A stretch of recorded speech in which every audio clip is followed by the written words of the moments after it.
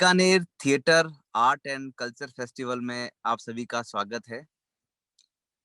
आज यह सेशन बहुत ही स्पेशल है और विशेष है क्योंकि हम आज थिएटर के उस विषय को छू रहे हैं जहाँ जो अक्सर अछूता रह जाता है, जिस पे बात करनी अक्सर कर नहीं पाते हैं बहुत स्पेस में। और आज हम बात करने वाले हैं कि वुमन यानी कि जितनी भी महिलाएं इस थिएटर के प्रैक्टिस में हैं, थिएटर के इस दुनिया में हैं, उनके सामने किस तरह की चुनौतियां हैं और वो इन चुनौतियों को कैसे लेती हैं और उनको इस पूरे अभ्यास में, इस पूरी जर्नी में उनके क्या चैलेंजेस हैं और उनको वो कैसे डील करते हैं, उनको उनकी क्या अंडरस्टैंडिंग है, उस बारे में हम लोग आज बात करने वाले हैं। और हमारे बीच में बहुत ही इम्पोर्टेंट पैनलिस्ट हमारे साथ हैं। मैं उनको इंट्रोड्यूस करना चाहूंगा सभी दर्शकों के साथ। हमारे साथ हैं आज नेहा सिंह मुंबई से। नेहा सिंह मुंबई में रहते हैं और एक थिएटर प्रैक्टिशनर है, बट उसके साथ साथ में आप वुमेन्स राइट एक्टिविस्ट भी हैं।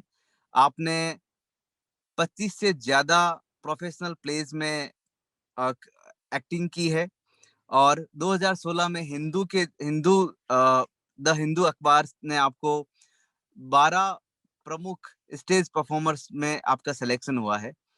आपकी खुद की एक थिएटर कंपनी है जिसका नाम है राही, और उस राही के थ्रू आपने 2 थिएटर परफॉर्मेंसेस, एक दोहरी जिंदगी और एक झलकारी, प्रोड्यूस किया है।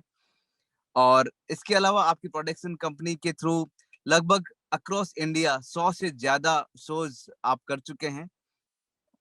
इसके अलावा नेहा न सिर्फ थिएटर प्रैक्टिशनर है, बल्कि आप प्लेस लिखते भी हैं, आप बुक्स भी लिखते हैं और कहानियां और कविताएं भी आप लिखते हैं। आपने लगभग 10 बच्चों की किताबों का पब्लिकेशन भी किया है और आप women's right campaign called why loiter भी आप चलाते हैं 2014 से। एंड बीबीसी के द्वारा आप one of 100 most influential women 2016 में भी चुनी गई हैं। इतनी बड़ी प्रोफाइल के साथ नेहा जी हमारे साथ आज आप जुड़े हैं। हमारा फेस्टिवल बहुत आभारी है आपका कि आपने इस पैनल डिस्कशन के लिए आप आए और अपना अपना वक्त आप दे रहे हैं। Thank you very much Neha ji, आपका हमारे साथ जुड़ने के लिए। हमारे बीच में है शर्मिष्ठा शाह। आप भी थिएटर आर्टिस्ट हैं और आईआईटी मुंबई के एचएसएस डिपार्टमेंट में आप असिस्टेंट प्रोफेसर काम करते हैं। आपने फ्री यूनिवर्सिटी बर्लिन से आपने थिएटर की पढ़ाई की है और जेएनयू में आर्ट एंड एस्थेटिक्स डिपार्टमेंट से भी आपने अपनी एजुकेशन ली है। आप एक थिएटर डायरेक्टर हैं और मुंबई में किस्सा कोठी नाम से आपकी जो एक थिएटर कंपनी है, उसकी भी आप सह संस्थापक है। आपने Romeo Romeo Ravidas and Juliet Devi, it's very interesting name, I mean first time I am hearing this. तो ये आपने थिएटर एक प्रोडक्शन किया है।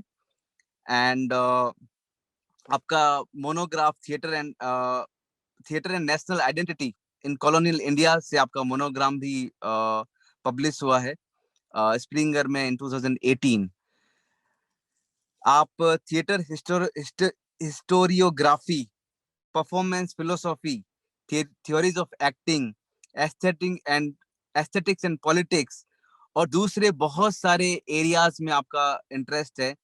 इससे आप अंदाजा लगा सकते हैं कि शर्मिष्ठा जी कितने थिएटर और उसके इर्द गिर्द के जितने भी उपादान हैं, उसमें बहुत ही महत्वपूर्ण आपने काम किया है, आपकी समझ है। और हम बहुत खुश हैं कि आप आज हमारे इस पैनल डिस्कशन में शामिल हैं। Thank you very much Sharmishtha ji और नेहा जी जुड़ने के लिए। और मैं चाहूंगा कि मैं अब नेहा जी को हैंड ओवर करूंगा ये माइक, कि आप इस पैनल डिस्कशंस को जारी रखें और इस चर्चा को आगे बढ़ाएं। Thank you.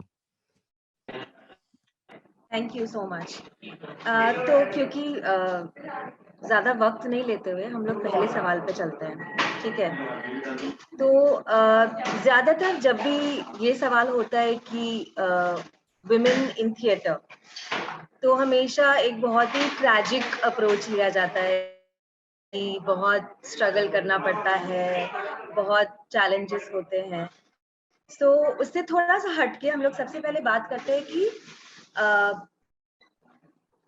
कब तुमको अपनी लाइफ में ऐसा लगा कि मुझे यही करना है, और उसके पीछे इंस्पिरेशंस क्या थे?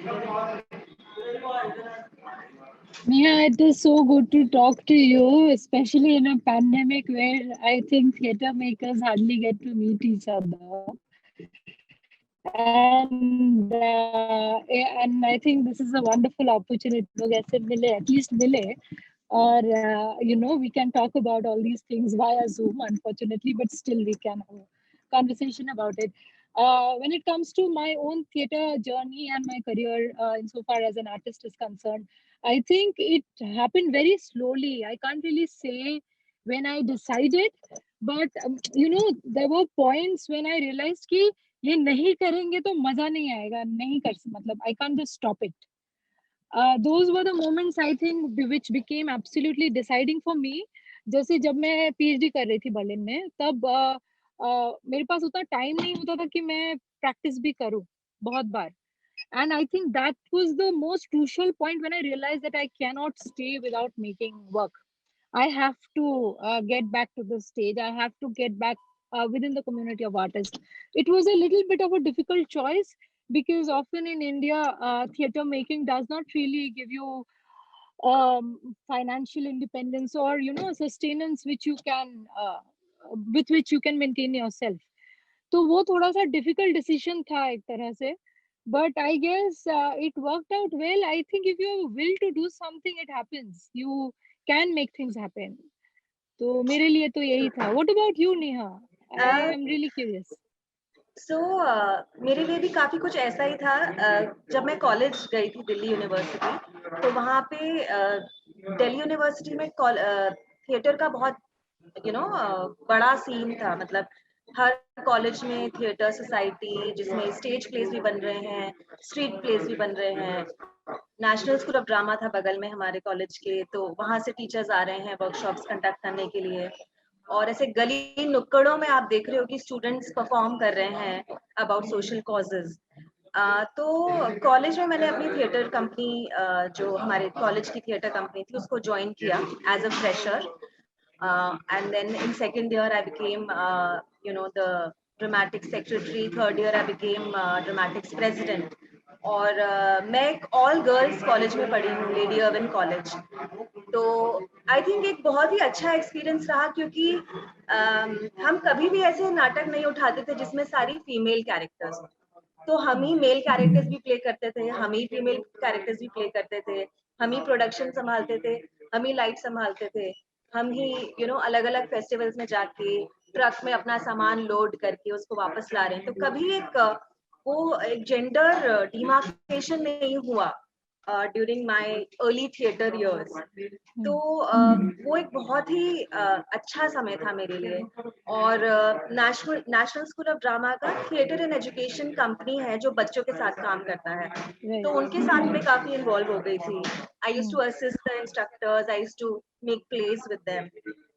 फिर जब मैं बॉम्बे आई तो मुझे लगा कि यार थिएटर से तो कुछ नहीं होने वाला है, तो एक रेगुलर जॉब करनी पड़ेगी और as a part time hobby शाम को थिएटर करना होगा. पर फिर रियलाइज हुआ कि अगर प्रोफेशनल थिएटर करना है तो वो जॉब और थिएटर नहीं हो सकता है. वो आपको फिर फुल्ली डेडिकेटेड आपको थिएटर करना है. बट अच्छी चीज ये हुई कि जब मैं बॉम्बे आई तो तभी बहुत सारे इंटरनेशनल स्कूल्स खुल गए थे बॉम्बे में. And they were focusing a lot on the arts, on theater, on creative arts. So I started teaching through a company called Theatre Professionals. Jehan Manik Shaw की कंपनी है. तो उसके जरिए मैंने स्कूल्स में थिएटर पढ़ाना शुरू किया और फिर अपना एक्टिंग का जो जर्नी है वो चालू रखा यहाँ पे.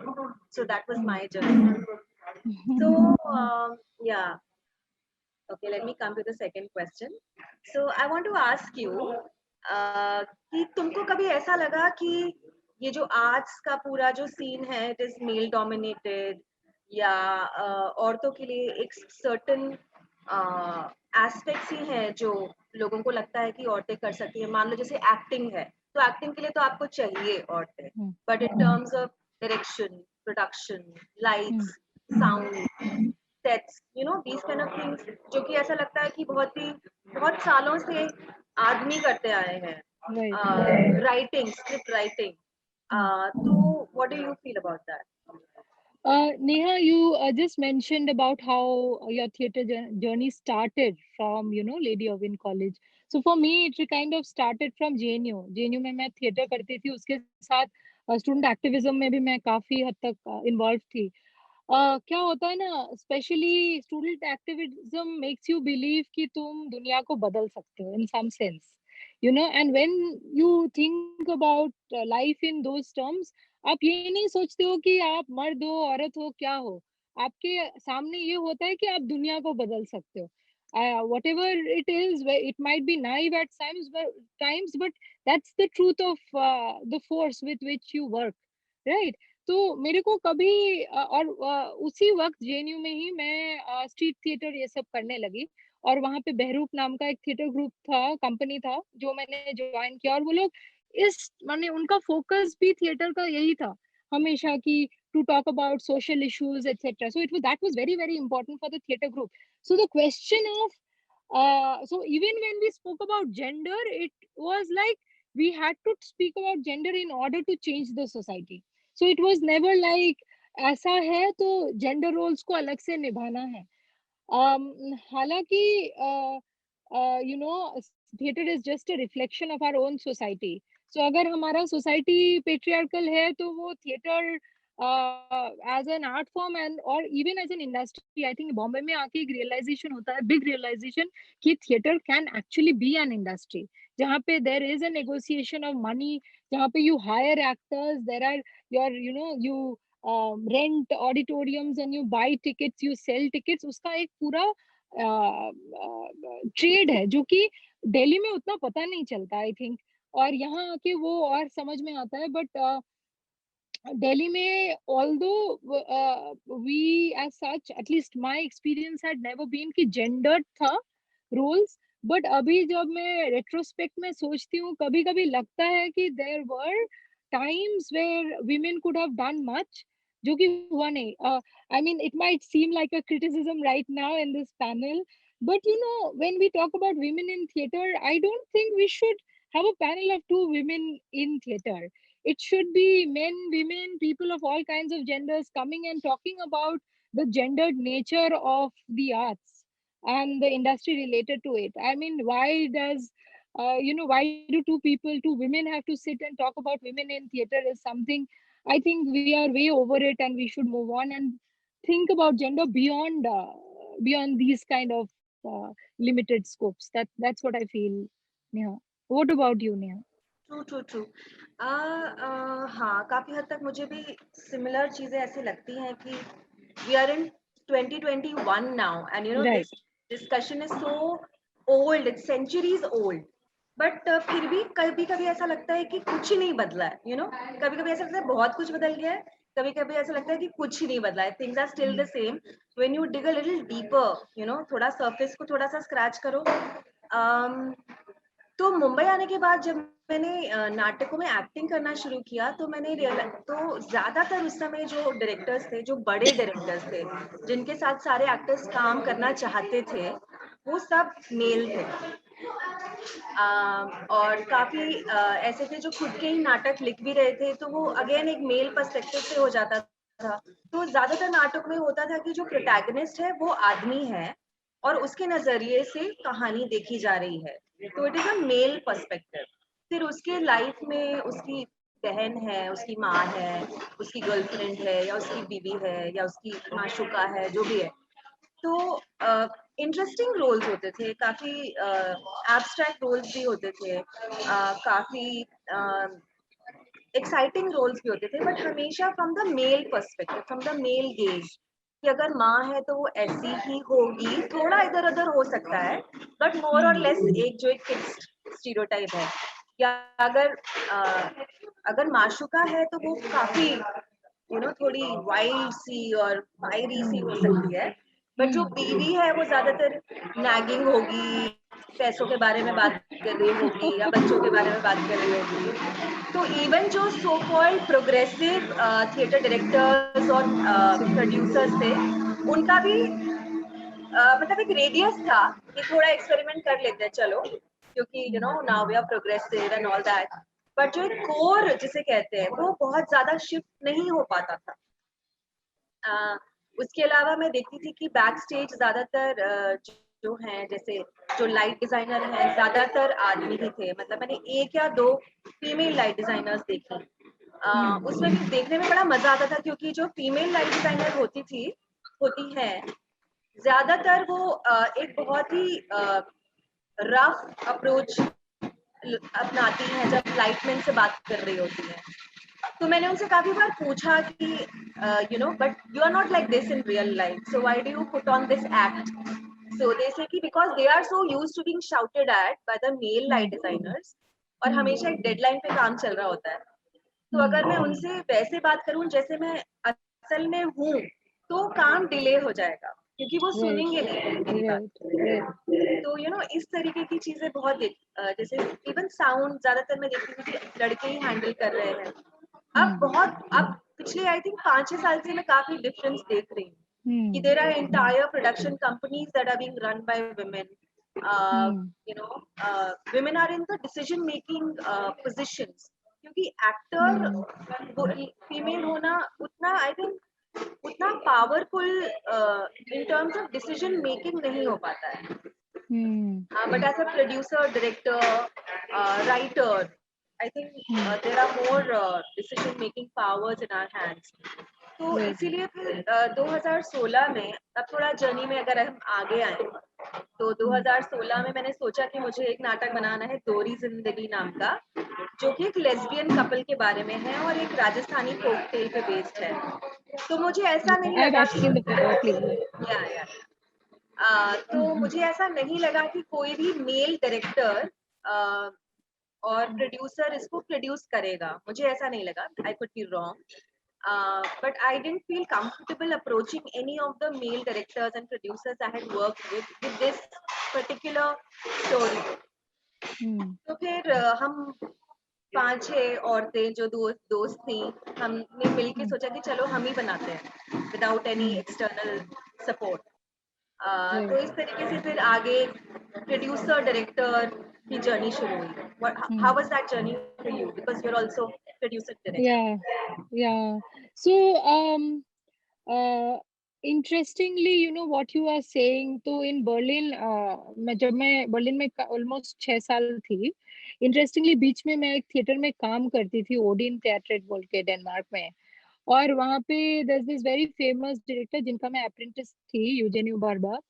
So I remember in a conversation, and he was talking about when he met Bertolt Brecht, and he was actually talking about the relationship of Helena Weigel and Bertolt Brecht, as in like Brecht's wife and him, Helena, and uh, and he said that Brecht was extremely unfair to his wife in several situations where although she did a lot of backstage work, but she was not really known for the kind of work she was putting in. It was always that Berliner ensemble belonged to Bertolt Brecht.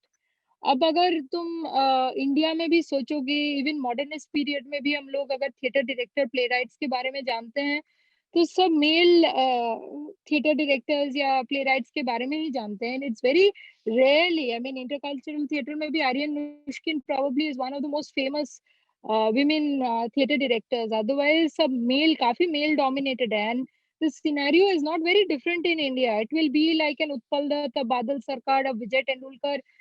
The women were there, but the women seem not to have made the kind of mark that the male playwrights and theater directors had made. When I came to Bombay, of course I was aware of the situation, but when I came to Bombay, I did feel that the situation is slightly not different. There are certain specific male how do I say, like more representation of men when it came to, let's say, backstage work, you know. So you had more men doing all the baksa uthao or trunk uthao and all that kind of work. Light designing में भी, although मैं अपने place का light खुद ही करती हूँ, तो वो तो है ही. But on the way, I've heard sometimes that women directors tend to scream and shout at their crew a lot more than male directors do. I don't know if it is gendered, or is it because we feel the need to do it in order to make our power position heard. I don't know what it is, Neha, really, that women really do it, or is it a projection of some men who say that we behave like that? That I do not know. But ये सब मैंने सुना है, मतलब होते हुए. But having said that, honestly, in Bombay, na, I never felt as a director कि there was a challenge that I directly faced as a director. I really never felt it. मेरे को ना रिहर्सल में वो feeling हुआ कभी, ना direct करते हुए कभी I felt it. But I was constantly aware of the fact कि मेरा जो crew था, backstage team था, for some reason it was mostly comprising of men. They were जो running around, heavy weight lifting, physical work वाला काम था. It has actually been that by men. And there were, of course, women more in the brainstorming, in, of course, acting, sometimes even music. ये सब में there were women. But at the same time, having said that, even today, when we think about the number of playwrights or directors who are there in Bombay active, directors and playwrights, I feel it's we are not in still a position where we can say the number of men and women insofar as representation is concerned is the same. It's still far more well-known male directors and playwrights even within our generation. So I mean that gap needs to somewhere end. Like वो gap काफी ज़्यादा है. Yeah, that's what I feel. तो मेरे experience में जो बात करी थी ना तुम कि बहुत सारे लोग कहते हैं कि विमेन डायरेक्टर ज्यादा चिल्लाती हैं. सो आई थिंक मेरे केस में वो शुरुआत में ऐसा था क्योंकि जब मैं झलकारी नाटक जब डायरेक्ट कर रही थी तो एक तो उसमें बहुत फिजिकल काम था. तो और सरप्राइजिंगली मतलब breaking the gender stereotype but in a funny way, जो लड़कियां थी they were very sincere and very dedicated towards learning all the martial art, practising the sword fighting and all that, and the boys were very lakhs.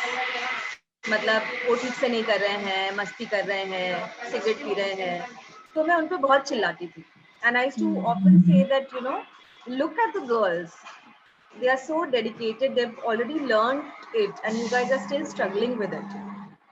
So they used to say you scream at us a lot.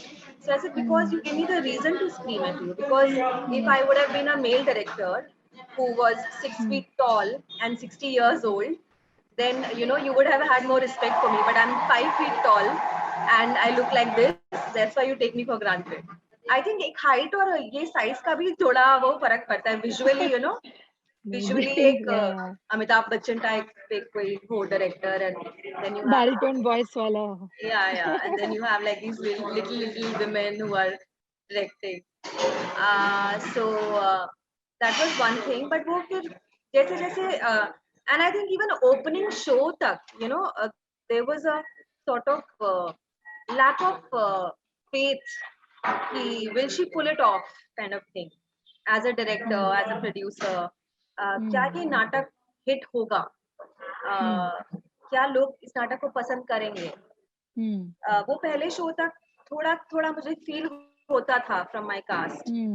पर एक बार हमारा opening show हुआ, बहुत well received हुआ.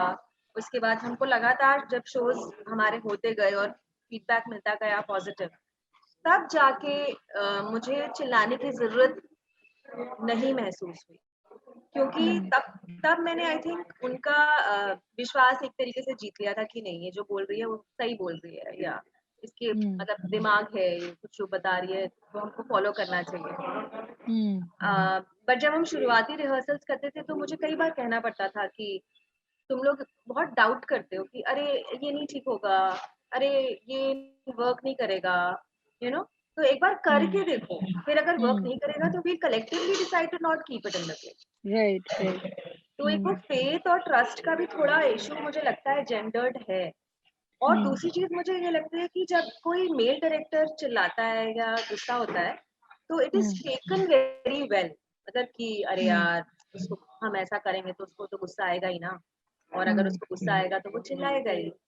But when a woman shows the same kind of behaviour और reaction, it's not taken very well. फालतू में गुस्सा करती है, फालतू में चिल्लाती है, you know, क्योंकि like even in everyday situations, for example if I have a brother and we get into a fight, then my mother will say कि अरे तुम्हें पता है ना कि उसको गुस्सा आता है तो तुम चुप हो जाया करो। But it will That's never be true. कि तुमको गुस्सा क्यों आता है इतना। So I think it's like you said, it's a mirror of society and it's a mirror of, you know, the world that we live in. So, coming to the next topic, I want to ask you, just tell us a little bit about some of your, you know, pet projects. And connected to that, what I want to ask you is, do you feel that uh, somewhere the choices that you made in those projects were because you are a woman? Yeah, I think this is a very important question. Like you said, I think some of it you already mentioned in what you were just saying, which is that when male directors or male playwrights kind of write or they direct, they have a perspective which is their own, and it is a certain kind of male gaze. Now, I think our experiences, especially in the arts, kind of inform our choices, and if we have had that kind of gendered experience, वो show करेगा. And the question, when I think many of us, when we demand that there should be more women's representation on stage as in positions of power as directors, producers, and other places as well, we also are actually demanding a more equal society, जहाँ पे there can be representation of all kinds of voices, irrespective of whether whatever your sexuality, gendered understanding you might have. तो वो सारे representation के बारे में ही हम लोग basically बात कर रहे होते हैं.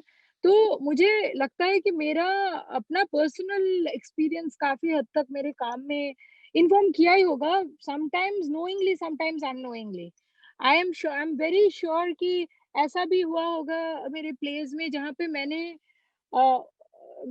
consciously नहीं किया होगा, but because I am that person and it has come out like that, you know. So some of the work that I have done, like Romeo Ravidas or Juliet David, if I can talk about the play because that play was mentioned, it is about caste.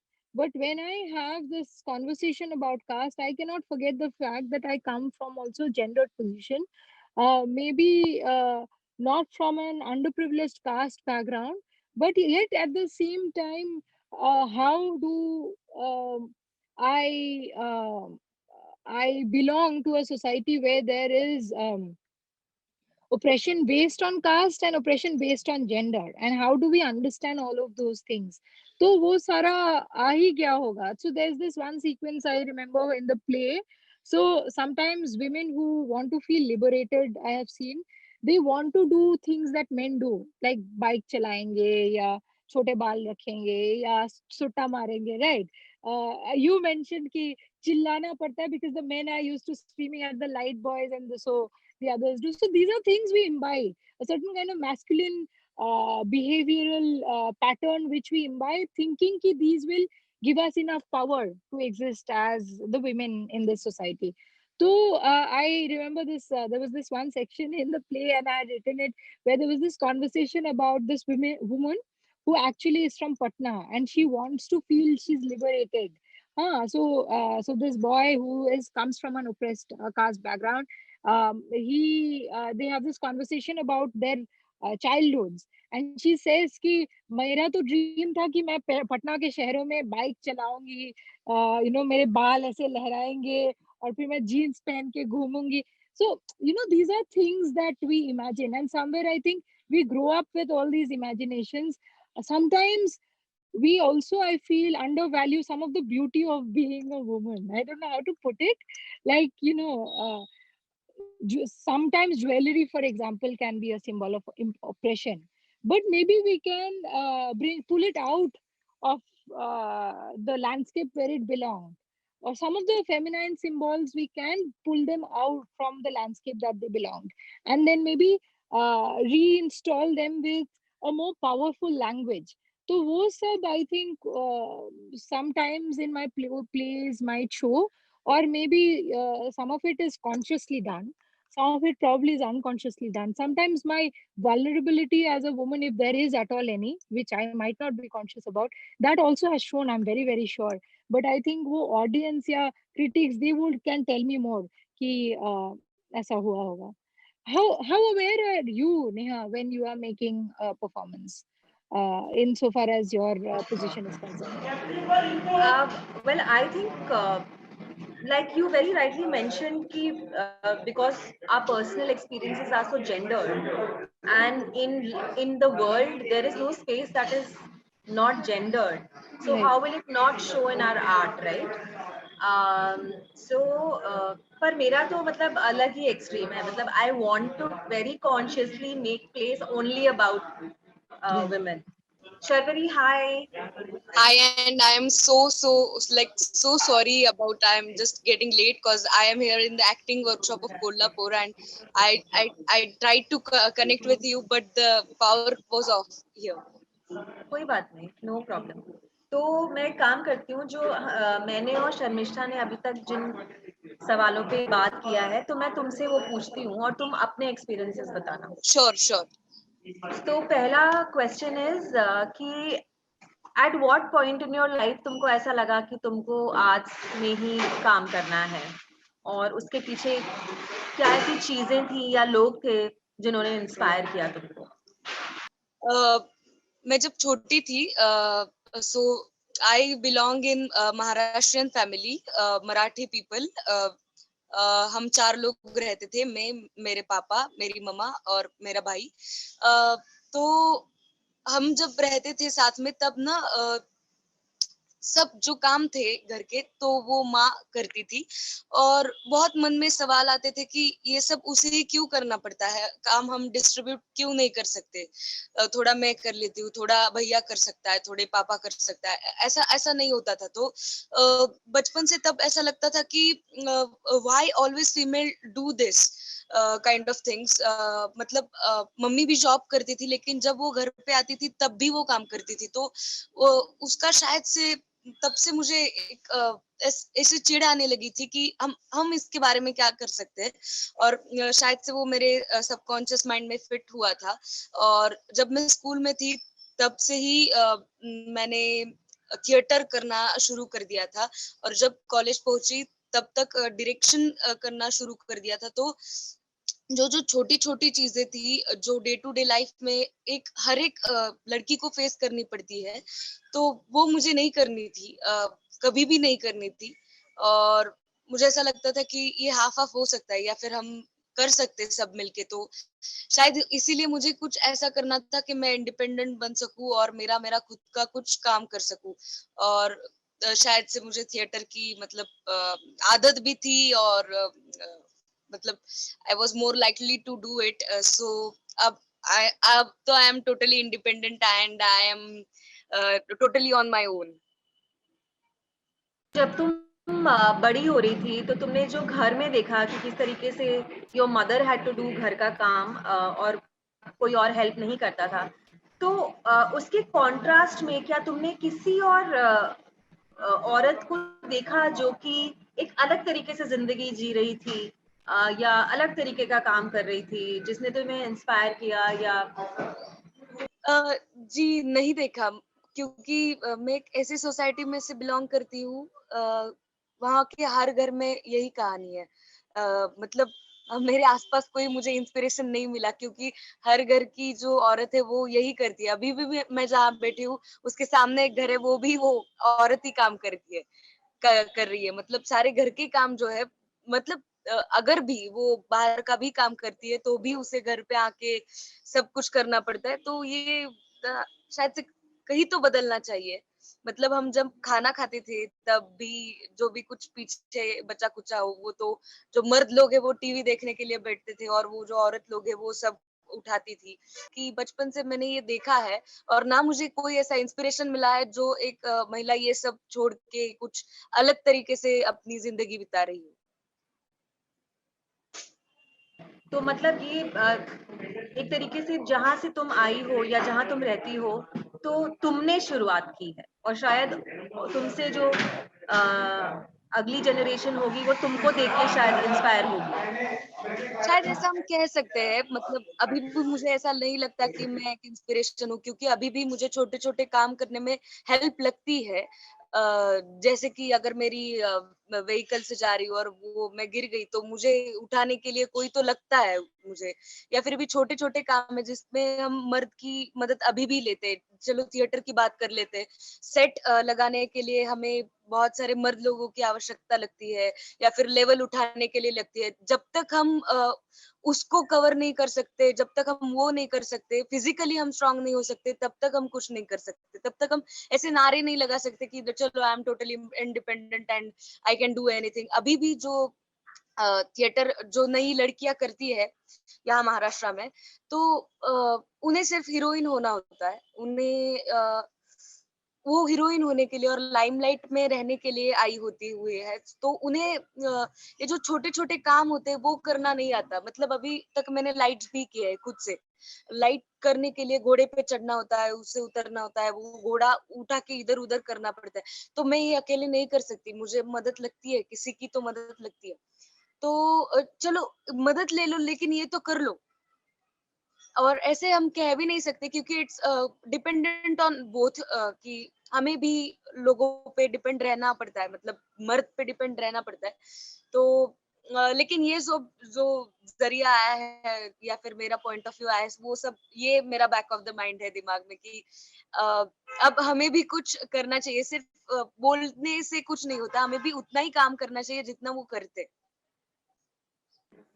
तो अभी मैं और शर्मिष्ठा तुम्हारे join करने से पहले हम यही बातें कर रहे थे कि It's so the experience is so हाँ, similar. I was just या thinking, हाँ, या बहुत कि ज्यादा हम लोग एक्चुअली यही बैक हाँ, स्टेज और ये फिजिकल लेबर वाली बातें हाँ, कर रहे थे। कि मतलब एक्टिंग में तो ऑब्वियसली लड़कियां आती हैं और डायरेक्टर्स भी प्रोड्यूसर्स भी, मतलब अगर लड़की का रोल है तो लड़की ही करेगी, ऐसा नहीं है कि लड़की का रोल है तो लड़का करेगा। शेक्सपियर के ज़माने में वही होता था, पर अब थैंकफुली वो नहीं होता है। पर फिर भी जहाँ पे बात आती है सेट उठाने की या कोई हेवी चीज़ उठाने की, लाइट्स लगाने की, इस तरीके या प्रोडक्शन में जहाँ पे पैसे की भी बात आती है, वहाँ पे भी ज़्यादा अभी भी ज़्यादा आदमी ही नज़र में आते हैं।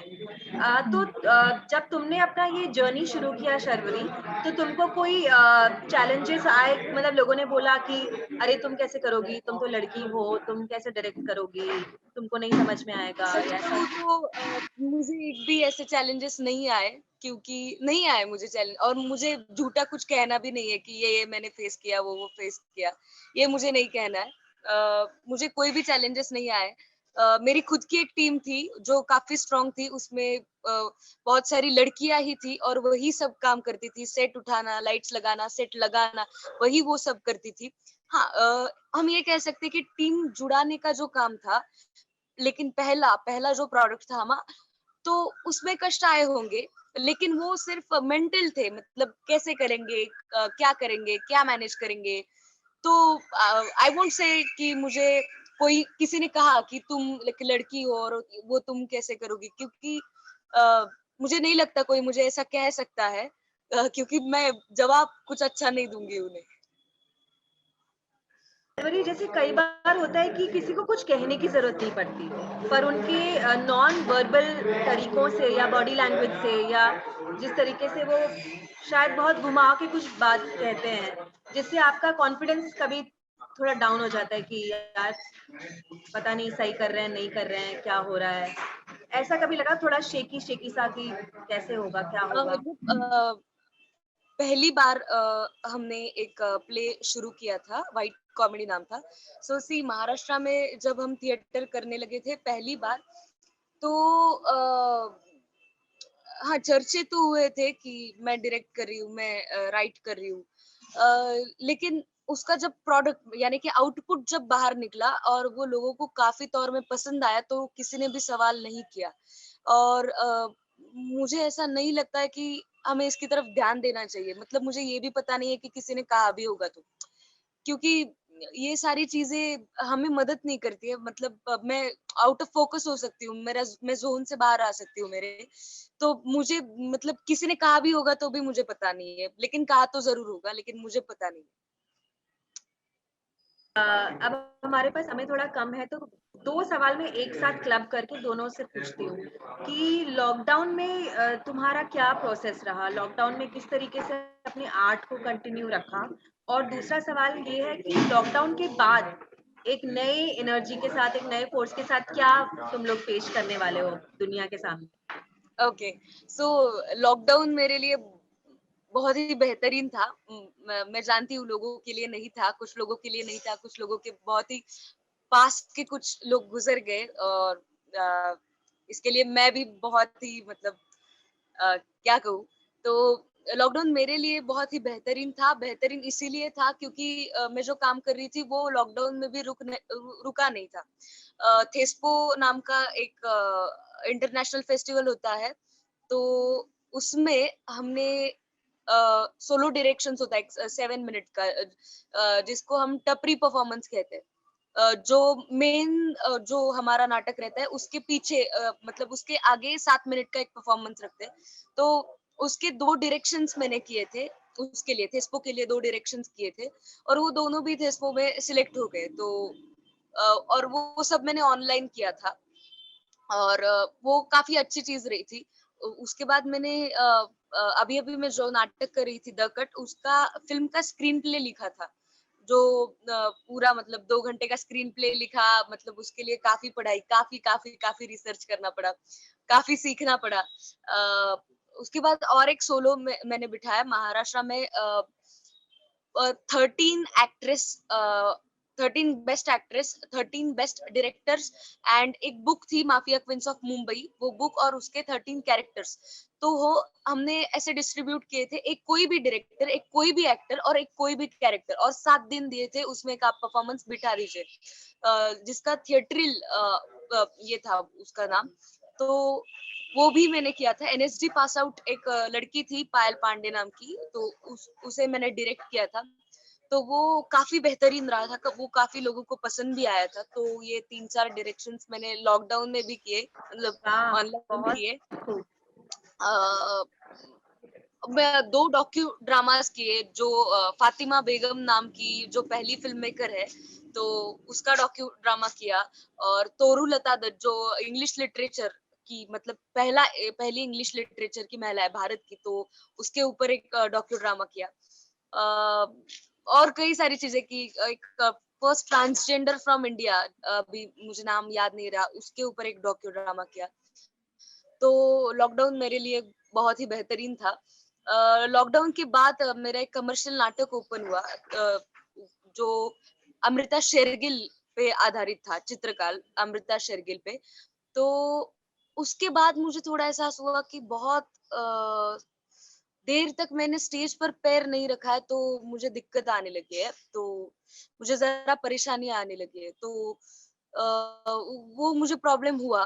लेकिन जब शोज हुए उसके, तो वो भी मतलब चला गया। लेकिन एक जोन था, एक नवंबर से दिसंबर तक एक 2 महीने थे जब मुझे कई परेशानियां आई कि मुझे कुछ समझ में नहीं आ रहा था, मेंटल ब्लॉक आया था शायद छोटा सा। तो इसीलिए अभी जनवरी में एक अभी अभी मतलब मैं जहाँ पे कोल्हापुर में एक एक्टिंग का वर्कशॉप किया मैंने। तो अभी I am totally refresh to do some kind of new work. Wow, that's amazing! जो सारी चीज़ें तुमने बताई बहुत ही मज़ेदार, सुनने में भी बहुत इंटरेस्टिंग लग रही हैं। तो क्या इन सारी चीज़ों को लेके तुम ट्रैवल भी करोगी? ये नाटक जो तुमने बताया, डॉक्यू ड्रामास और जो छोटे-छोटे जो थेस्को में जो सिलेक्ट हुए हैं, उनको लेके सॉरी। तुम और दूसरे शहरों में भी जाने वाले हो उन नाटकों को लेके? जो अभी लॉकडाउन में बिठाए थे, नहीं, अभी वो हमने स्टेज के हिसाब से ब्लॉकिंग नहीं किया, उसका उसका ब्लॉकिंग जो था वो ऑनलाइन के हिसाब से था। तो मैं वो प्रोडक्शन अभी मतलब नहीं करने वाली।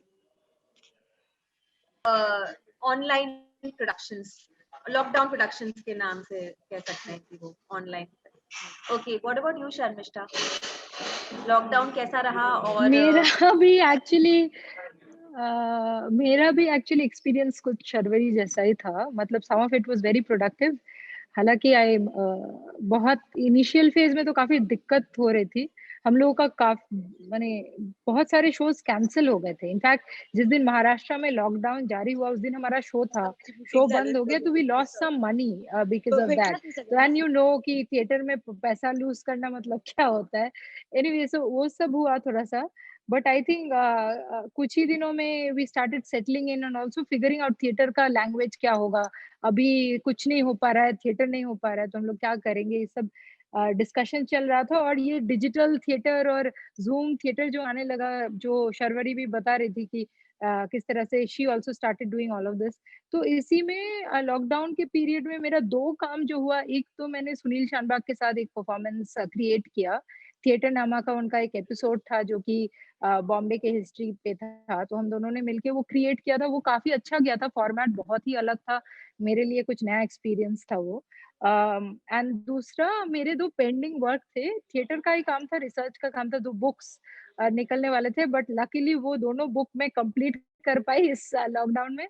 और एक तो शायद वो प्रिंट में गया हुआ है, इस महीने में आ सकता, I think it will come, it's an edited volume, जो कि कुमुदिनी अरविंद मेहता बोल के एनसीपीए की जो programme director, associate programme director थी, वो एक 1970s में 80s में जब NCPA was just about coming about, तो वो उनका जो पीएचडी थीसिस है मुंबई यूनिवर्सिटी में, उन्होंने 18th और 19th सेंचुरी के इंग्लिश थिएटर के ऊपर एक पीएचडी लिखा था, जो जिसको मैंने एडिट किया।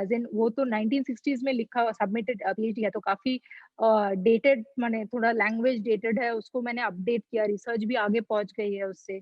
अभी तो 60 इयर्स हो गए हैं, उसका रिसर्च काफी, थिएटर के ऊपर रिसर्च काफी आगे बढ़ चुकी है, तो वो सारा अपडेटिंग है। तो वो book English theatre in on Bombay stage बोल के एक बुक है, जो कि इस महीने निकलने वाली है। और दूसरा और एक बुक है performance making and the archive, जो कि आर्काइवल मटेरियल लेके किस तरह से लोग थिएटर वर्क करते हैं, उस पे आशुतोष कुद्दर के साथ हम दोनों मिलके एक बुक का एडिट कर रहे हैं, तो वो भी इस साल को निकलनी है, तो उसका भी काम कंप्लीट हो पाया फाइनली लॉकडाउन के पीरियड में। सो ये 2 काफी प्रोडक्टिव चीजें हुए। In so far as production is concern, मैं थोड़ा-सा डिजिटल थिएटर को एक्सप्लोर करना चाहती हूँ। मैं देखना चाहती हूँ कि उसका क्या हो सकता है। मतलब I am not going to stop it entirely, क्योंकि मेरा फीलिंग है ना कि पैंडेमिक खत्म होने के बाद भी ये जो नया लैंग्वेज हम लोगों ने डिस्कवर किया है, ये खत्म नहीं होने वाला है। शायद कुछ और नया बनेगा। क्योंकि जब सिनेमा आया था ना, पहले सिनेमेटोग्राफ परफॉर्मेंसेस बोल के वो चलते थे। उनका उसका फ़िल्म बजता था और नीचे लोग म्यूज़िक बजाते थे। ऐसे ही मेले-वेले में होता था। And finally cinema was discovered by early 1900। तो मुझे लगता है डिजिटल परफॉर्मेंस का फॉर्मेट का भी कोई एक कुछ है, पता नहीं क्या होगा, पर कुछ तो है। And I want to explore it a little bit. तो अभी एक प्रोडक्शन के ऊपर मैं काम कर रही हूँ। प्रोडक्शन का अभी कोई नाम नहीं है, but I can tell you what it is about little bit. Lockdown के दौरान one thing that kept me surviving were plants. मेरे घर में मैं इतने सारे प्लांट्स हैं, और कभी भी उनमें नए पत्ते आते थे या फूल खिलते थे, तो मुझे इतनी खुशी होती थी, because you couldn't go out, and Bombay में फ्लैट्स इतने छोटे-छोटे होते हैं। You couldn't really go out, and that was the um, only source of joy that one got. And I realized that, sometimes it's not like plants, you grow plants, it's like plants help you grow. So I want to explore that concept a little bit more and work on it. तो उसी पे काम अभी चल रहा है। Neha, what about you? Well, I was writing a lot for kids. मेरी एक किताब आई, मतलब एक एंथोलॉजी, जिसमें बिल्ली के बारे में लिखना था। सबको कहानियां बिल्लियों के बारे में लिखनी थी। तो मेरे पास 2 बिल्लियां हैं, तो उनको देख देख के ऑब्जर्व कर करके मैंने एक कहानी लिखी उस किताब के लिए। फिलहाल मैं एक ऑस्ट्रेलियन डायरेक्टर और एक बालिनीज पपेटियर के साथ एक प्रोजेक्ट पर काम कर रही हूँ। तो वो एक नाटक है बच्चों के लिए जो कि मैं लिख रही हूँ, और उसमें बालिनीज ट्रेडिशनल शैडो पपेट और लाइव पपेट यूज होने वाले हैं, और तो उनके साथ काफी ऑनलाइन कॉल, जूम कॉल्स पे हम लोग डिस्कशंस करते रहे कि किस तरीके से स्टेज दिखेगा, किस तरीके से इट विल फ्लो। तो वो मेरे लिए बहुत अच्छा एक्सपीरियंस रहा। फिर अतुल कुमार ने एक किया था थिएटर, फिल्म थिएटर, तो उसमें मैंने एक छोटी सी फिल्म बनाई थी, चित्रांगदा। चित्रांगदा एक कैरेक्टर है हिस्टोरिकल, उसके ऊपर मैंने एक छोटी सी फिल्म बनाई थी 5 मिनट की।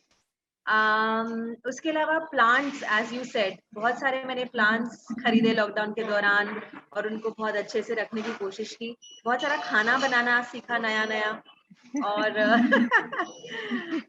और एक डिजिटल प्ले जिसमें because of the online format, जैसे ये जूम कॉल है ना, जिसमें अलग अलग बॉक्सेस हैं और सब में अलग अलग लोग हैं, तो एक मैंने एक प्ले डिजाइन किया है जिसमें 5 बॉक्सेस में सेम इंसान है, पर अलग अलग कैरेक्टर में। मतलब शक्ल वही है पर कैरेक्टर अलग अलग है, और 5 एक दूसरे से बात कर रहे हैं, पर वो 5 एक ही है basically. So thank you so much, great talking to you and looking forward to your work. Same here, Neha. Same here, Shavari. It was lovely talking to both Thank of you you. so much.